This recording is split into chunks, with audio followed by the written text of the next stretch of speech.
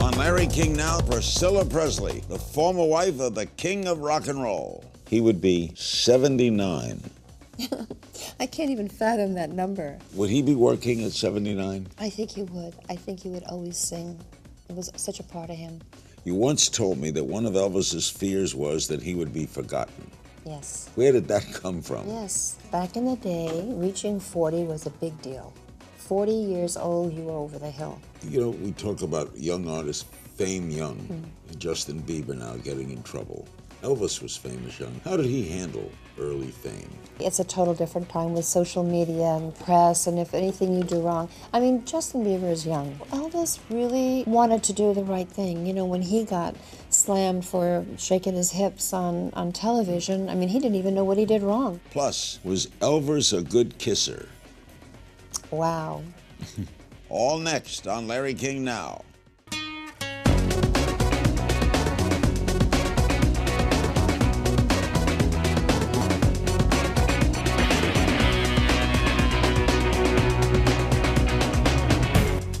Welcome to Larry King Now. He was one of the biggest stars the world has ever known, Elvis Presley. And now you can own a piece of the king of rock and roll as personal items of his become available in a first ever auction being held at Graceland, Elvis's beloved Memphis, Tennessee home. Joining me to talk about that and her memories of the man she first met when she was 14 years old, Elvis's former wife, actress, entrepreneur, and the mother of his only child, Lisa Marie, Priscilla Presley. It's good to see you again. Thank you, Larry. You get lovelier. How does that work? Oh my gosh, thank you. It's all the lighting. We're going to talk about the auction in a minute. You've told me before it's sometimes challenging to share Elvis with his fans. Is that still going on? It is. It is challenging. There's a part of me that keeps so much to myself. And I know that, and it just doesn't ever seem to be enough. You know, people want more and more and more, and you feel so peeled away, stripped away by giving so much away. And I've been so private for all these years. And Elvis was very private. So when I give something away, I go, oh gosh, but you know, but I think it's harmless. I look back and I think, well, this can't hurt. I mean, I keep a lot to myself, so August 16th was the day he died. Yes. This is the month of August. We're approaching that date. Is that a tough day for you? It is a tough date, and it doesn't seem that long ago, really. He left such vivid memories and 37 years ago. 37. It's hard to believe. He would be 79. I can't even fathom that number. I can't even fathom that. Would he be working at 79? I think he would. I think he would always sing. It was such a part of him. Let's talk about the auction. Graceland is hosting the first ever auction of Elvis-related artifacts, including his first known signature on a library card from school he attended in Tupelo, Mississippi, his and your 1967 marriage certificate, a diamond and sapphire gold ring once owned by Elvis. Tell me about this. Well, first of all, I just want to start out by saying none of this is coming out of our archives, our own personal archives. This is a third-party collector. In fact, it's Greg Page, who was the founder of the Wiggles. Mm-hmm. He's one of the biggest collectors in the world, and he is auctioning the artifacts off. So it's his collection? It's his collection, yes. I know that first there was a lot of concern that we were auctioning. No, we would never do that. My daughter owns all of that, just as she owns Graceland. Lisa Marie, that's yes, Lisa Marie. Absolutely. How did he come to collect all this?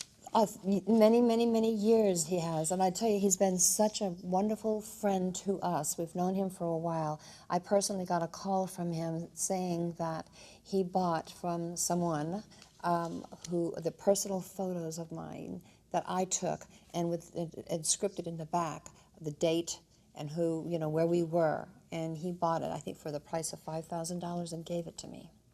I mean, that's how great a friend he's been to us. So he's collected for many years, and we've authenticated, by the way, the pieces. Did he know Elvis?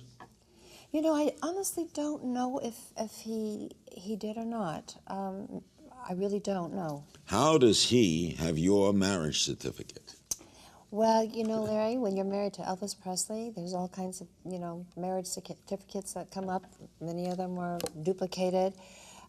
Somebody in the clerk's office sold it I'm sure that's how it happened, because it didn't happen any other way. You never had it? Oh yeah, we have one, absolutely, but this is definitely one of the copies.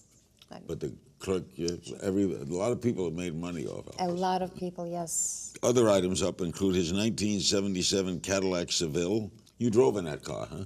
No, I didn't drive in that car. In fact, that car, just a tidbit of information that I think is pretty vital here. Elvis owned more than 200 Cadillacs from his personal collection that he bought for himself, friends, family, and strangers. He would buy cars for people, right? Absolutely, yes, absolutely. He was a car freak, right? Car freak, very generous. And the silver and maroon Seville was his last known Cadillac that he bought. It was 1977. He gave, I know once in Miami, he gave a concert and he tipped the limo driver the limo. Yeah. He said, "Do you own this limo?" He said, "No, I work for the company. It's your limo." Yeah. He was just, money he just was generous. He wanted people to have things that he never had growing up and wished he could have. He was that good. Did the estate consider buying any of this? Oh yeah, absolutely, absolutely. We're bidding on pieces. So you will bid? Yes, we definitely will bid, and I'm not going to tell you what, because I don't want other bidders to bid on them. The authentication, did Elvis's father have a lot to do with authentication? Yes, Elvis's father, Vernon, kept every single receipt ever of things that were bought. So we have, you will not believe in our archives what we have, years and years and years of receipts. Did you ever ask Elvis why he was so generous to people? I didn't have to. I mean, he just said that he felt like he wanted to make people happy. He wanted to give something and put a smile on their face. He never forgot his humble beginnings, never. He felt that, sharing a piece of what he's, earned, that he would give it to somebody and put a big smile on their face. Was money just not important to him? Things weren't important to him. Money was an advantage because you could get things, of course. You can buy things that you want. But he wasn't really that attached to things. And he was a great friend, right? He was a great friend. Talk to friends of his. Very If loyal. he was your friend, like Sinatra, Very loyal. if he's your friend to the end, Yep. right?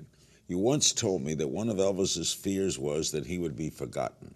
Yes. Where did that come from? Yes, because back in the day, reaching 40 was a big deal. 40 years old, you were over the hill.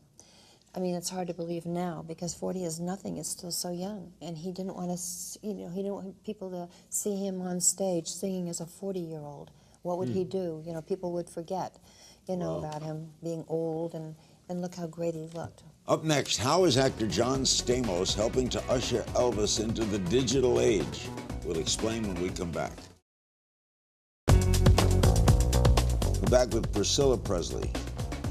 What a name you carry. It's a big responsibility. How's your daughter? She's doing well. Thank you for asking. Yes. How old is she now? Oh dear, I don't want to tell you. Okay. She'll kill me. Okay, you teamed up with Elvis, with actor John Stamos, for an interactive tour of Graceland. Right. John is an Elvis freak? John is one of the biggest Elvis Presley fans you can imagine. I mean, he's a collector anyway. I mean, he collects Disney, artifacts, and buys them and puts them in his yard. I think he's got something he just bought recently. But yes, he just admired Elvis so much. He's a friend of mine, and I love him to death. He is just such a great guy. Funny, talented, just a dear friend. He is great. Yeah. So what's the guided tour? How does this work? Well, it's his voice. It's that he's giving the tour. And we have a tablet, an iPad. It's a tablet that actually it's one of the first for historical homes. Yeah. So when you go to the mansion, you get the tablet? You get the tablet. You'll tap on let's say the gate. You see him riding horses on the front lawn. You get to see rare footage that's never been seen. It's an audio and video that's never been seen before. You can go all over the grounds and tap into, let's say, the stables. You could go. Wow. He loved gadgets, right, Elvis? Yes, he did. He absolutely did. He had one of the first home VCRs, big screen televisions, remote controls. He had the first ever microwave sold in Memphis. He did. Yes, he did. That was heated up a lot of coffee. Now, I remember when we went through We had the suitcase. With the mobile phone, Priscilla showed you, that was in the jungle room. Yes, I think we had it out. We showed it in the jungle room. Yes, it now has its own home in a new exhibit. But He had that mobile phone that was in the suit. Yeah. It was weird. we had a phone. Well, James Bond had one. Elvis wanted one of those, and he got it. That was back in the oh my gosh, when was that? Late '60s. So in other words, when he saw something new, he wanted it. That's right. That's why I think this iPad tablet tour is going to be great, because he would have been the first one to find out, how to work something like this. He would have been the first one to have an iPad. I think, he would have been the first one with a flat screen TV. That's right. Yes. So he would have not been amazed by this technological age. I think he would have been ahead of it. He would have been right with it. He would have been curious about it. He loved gadgets. He loved technology. I think more for research. I don't think he would be using it for emailing and texting. He just, wasn't that big of a, he didn't write letters. Would he have a Twitter account? No, I don't think he'd have a Twitter. I just don't think, it just wasn't him. He just wasn't, that. I mean, who knows? Maybe, we've all evolved, but he definitely liked technology, and I think he'd use it for Googling and researching. Now tell me about this new hotel near Graceland. Yes, finally we're getting the hotel that we've had, and oh my gosh, so many plans for throughout the years. We have 4 architectural drawings of possibilities, and now we're able to really, it's coming to fruition. It's called the Guest House at Graceland? The Guest House at Graceland. The Guest House he never had. That when he wanted friends to come over, all of our rooms were full. We had the guys there, and I hear you're going to decorate the rooms? I'm going to decorate the suites.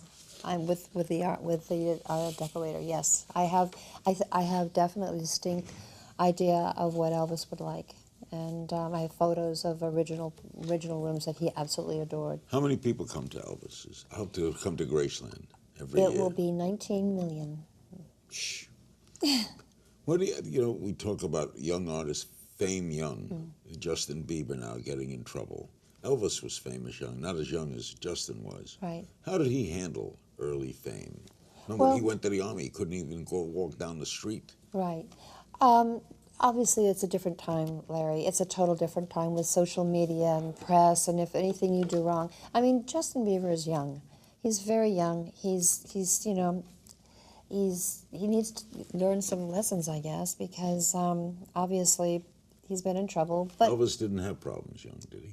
Not really. No, Elvis really wanted to do the right thing. When he got slammed for shaking his hips on television, I mean, he didn't even know what he did wrong. That was just part of him. That's what he was feeling the music. He was in church, and that's what you did when you felt music and was feeling the soul of it. He also wanted to do more serious movies, right? He did want to do more serious movies. That was his dream. That's really why he wanted to go. The first 4 movies were probably his favorite movies. Colonel Parker told me that the only time that Elvis sort of did something against his grain was in the ghetto. The Colonel thought that was too much of a political statement. Exactly. But that Elvis felt that song completely. That's true. That is very true. Yep. They made an agreement that there would be no political statements, keep away from anything religious or political, and he did until he got in the ghetto and he felt passionate about it. He just said, you know what, forget it, I'm doing it, and thank God. Your grandchildren, the model and actress Riley Keough, right? Yes. And the recording artist Benjamin Keough. How do they handle the fame? Ben isn't recording. I don't know. No, Ben isn't recording yet. I mean, he's not singing. My son Navarone records. He has his own band, Them Guns. But Ben is still kind of feeling his way. But they're all those musical genes carried through, right? It is, and even with the little ones who are 5 years old, I can see it already. I mean, really? Yes, I can see it in their souls. They'll be a force to deal with. Coming up, Priscilla's contribution to a wild new book, Shades of Elvis. I love this book. Right after this. We're back with Priscilla Presley, and there's a new book out by Christopher Amoruso and Priscilla. It's called Shades of Elvis. It's a collection of photographs, amazing photographs of celebrities wearing Elvis Presley sunglasses. How did this idea come about? Well, actually, Christopher Amoruso did a photo shoot with me, and we became friends. And then about a month after, we were doing another shoot, and he said, he had this idea he wanted to present to me. And I'm going, oh my gosh, because I get things a lot where people will say, I have this idea, what can we do with it, blah, blah, blah. So I'm going, oh God, what could this be? So he mentioned that he thought about, you know, people wearing Elvis's sunglasses, the original sunglasses, people of, you know, of fame. And I went, oh my God, say no more. I mean, I love this idea. So I have the sunglasses out of our archives, the original sunglasses, that's the prototype that he always wore, and he wore those. So these are iconic people. Johnny Depp is in here. We have Robert Plant. We have David Copperfield. Cher. Cher, absolutely. We have people who, it's a two-page spread, and what I love about it, every photo is pretty much different, but their quotes are so different. They each spoke about their feelings fabulous. about And Elvis. how- Mike Tyson, Willie Yes. Nelson, Yeah. Snoop Dogg, my Yeah. friend, Snoop Lion, Yeah. Helen Mirren, Valerie Bertinelli, Yeah. and a great collection. It's really a wonderful book. It's available now. Yes, it is online on I am a little ticked www.shadesofelvis.net. that I'm not in this book. Well, you can be in the next one because we're doing another one. Let me show you what I would look like in this book. Oh, yeah? Come on. Oh, my gosh. Wow. There you go. How Well, does you that can look? duplicate that. Look at that. Yep. You look so cool there. Oh, am I cool? Okay, in the next book, I will be in Amaru. Hey, I like that myself. Oh, look at you, been practicing. I know you don't like opening up about this, but you and longtime Elvis Presley Enterprises CEO Jack Sutton, virtually you created the playbook for how to handle a deceased celebrity's estate. I did. Didn't you? And you became co-executive of the Presley Yes. estate. Yes, I And did. you sort of set the formula. Yeah. Is there a particular formula for You know, this? there is no really particular formula. I mean, Elvis happens to be very unique in his own. I mean, the popularity, I'm still amazed today. The Sinatra children they deal with a lot of it. The Franks Yes. in commercials. Yes, which is great. It's great. You do have to basically, know who your fan base is. You have to keep the DNA of who that person is. I called it What do you mean? culture. Well, I call it always that it's not his culture, it's not who he is, but I like the capture of his DNA. You have to do what's authentic to that icon.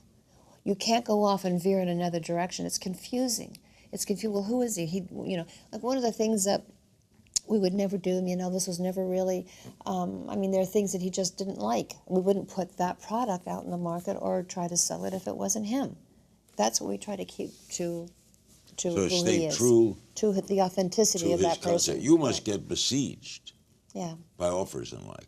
Yes, and we're very picky on what we choose to You do. have a lot of business savvy, right? Graceland was almost sold. You saved it, right? Yes, well, I was told that he wouldn't, in 6 months, people would be forgetting him. So there's just no way I was going to let that happen. Are do fans keep a watch on it too? They do. Oh, yeah, they do. And they they have their voice and all. But, I think we've done a pretty good job. His legacy means everything to us, and to keep him forward. And I think even with these iPads that we have, these new iPads, it's very kid-friendly. We have games for them. We have, let's see, they could see a photo they like, and they could take a selfie, and they could be in that particular outfit, like say, like the poodle skirt, or the beehive hairdo, or with the guys, a jumpsuit. Then they'll have little quizzes at the end of the tour saying what was Elvis's first song that was popular. That's all right, Mama, or whatever question that's there that keep them interested, and so that we can get the younger generation. He never went overseas, did he? No, he didn't go. What happened? Why didn't he go? Well, I think Colonel Parker, not I think, it's been mentioned, that he didn't know the security all around the world. And he felt with all the states and places that he went to, that he could control the security. That's one of the stories that I've heard and passed on for years, that he honestly didn't feel he was safe going across, to, let's say, he's huge in England, he's huge in France, he's huge in Japan. And so security was an issue. Did he ever have a security issue? Was he ever threatened? Oh, yeah, he was threatened. He was threatened in Vegas. What, like life-threatening? Life-threatening, yes. Mm-hmm. A couple of times, but not more. So he had to live in a bubble, didn't he? He did. He lived in his world, and it was definitely our world. We didn't really go out that much. He didn't really go to restaurants. Didn't like going to restaurants. In fact, a really cute story is when he started getting famous, even if you went out, let's say to eat when he was younger, which was very seldom, maybe go to his aunt's house, he would carry his own cup and his own fork and knife because he didn't want to eat it off of anybody else's silverware. Wow, what a story. Yeah. And when he sipped his cup, he would sip over here so that no one, usually people sip here, so he would sip here because you won't find people sipping like that. Elvis the Innovator may very well have also created the concept of what we commonly call today the man room, the story behind Graceland's famous jungle room, when we come back. Shades of Elvis, we got the auction, everything happening. It never goes away. One of the most talked about rooms is Elvis's jungle room. You gave me a tour, wasted no time in telling me you had nothing to do with the decorating. What's the story behind the jungle room? The story behind... ugly room. It is a man room. Men love that room. It was a cute story where Vernon Presley was driving down, and I think it was Union, and I could be wrong, which is a big boulevard in Memphis, saw the showroom with the jungle room furniture in it in the front, and came home to Graceland and told Elvis he saw the ugliest furniture he had ever seen at the showroom down on wherever it was.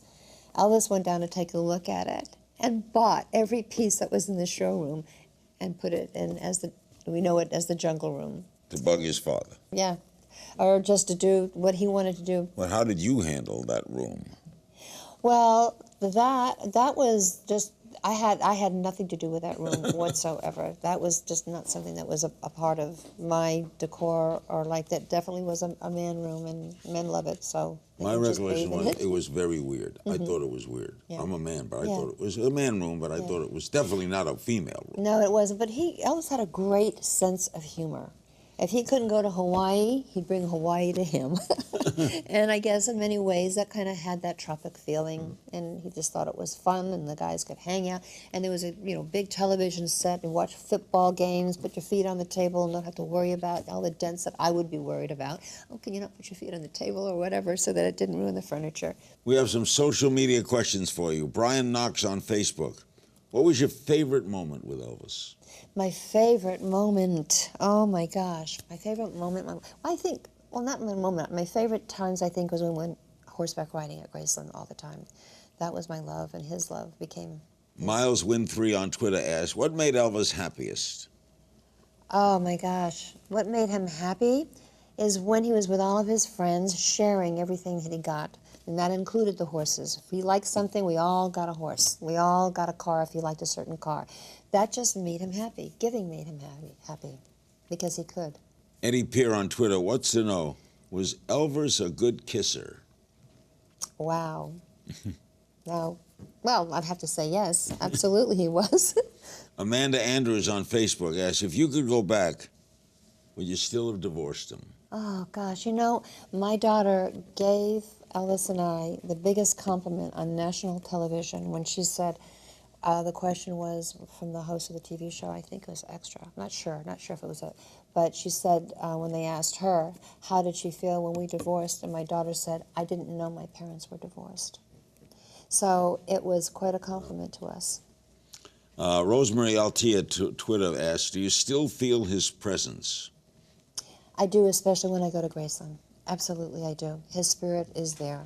When I walk in those doors, I can hear his laughter. I can feel his spirit walking down the stairs. And I'm not the only one who feels that way. It's his presence. Yes, I do. Mm-hmm. We finished the show a little game of You Only Knew.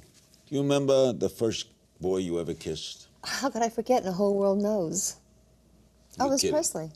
I was only 14, Larry. I wasn't. But now they kiss at 9. Well, that was that now, but back then I didn't kiss. I was 14. No one has a memory like that. No. Do you remember where the kiss was? Oh, absolutely. Where were you? It was in the living room of the house on Gotha Street in Germany. Well, your father was stationed in Germany. My father was stationed in Wiesbaden. How'd you meet him? A personal friend or a friend of his met me at the Eagles Club in Wiesbaden. That's where a lot of the military men went to entertainment and had their dinners. Were you and things attracted like right that. away? You know, I didn't know what attraction 14? was at 14. I mean, I liked him, and he teased me, and I thought, you know, he was nice, but then he started teasing me about my nose, and I didn't like him, and then he came back and started laughing, and then he played the piano, and then he's so endearing. He had such charisma, and I didn't know what that was that night until I started seeing him more and more, and definitely I got the feeling. What's a guilty pleasure you have? My guilty pleasure? Oh, I think my animals are my guilty pleasure. Biggest regret? Oh gosh, lots. I don't know about these people who go, I have no regrets.